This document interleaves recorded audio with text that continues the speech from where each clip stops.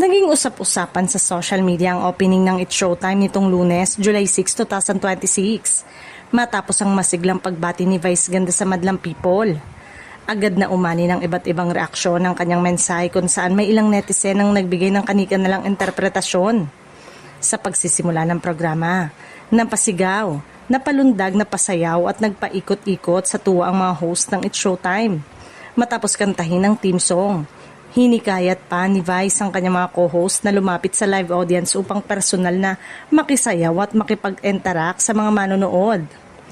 Pagbalik sa entablado, naging seryoso ang tono ni Vice at sinabi niya, isang mapagpalang Lunes sa inyong lahat. Sa araw na ito ay i-claim natin ang mga blessing, opportunities at chances to be better. This is the day that the Lord has made, so we will rejoice. Pagkatapos nito ay ipinakilala naman ni Vong Navarro ang mga finalist ng Tawag ng Tanghalan Year 10. Mabilis na naging trending sa X ang naging opening message ni Vice.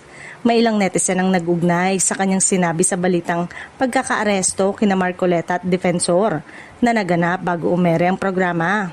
Gayunpaman, walang direktang binanggit si Vice Ganda o ang It's Showtime tungkol sa naturang issue. Dahil dito, nananatiling personal na interpretasyon lamang ng ilang netizen ang pag-uugnay ng kanyang mensahe sa mga nangyayari sa balita.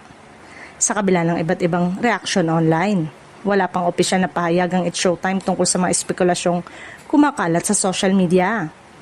Maaalalang sina Senator Rodante Marcoleta at dating Congressman Mike Defensor ay kabilang sa mga mambabatas na hindi pumabor sa pagbibigay ng bagong prangkisa sa ABS-CBN noong July 2020 na nagresulta sa pagkawala ng trabaho ng libu-libong empleyado mula sa nasabing network.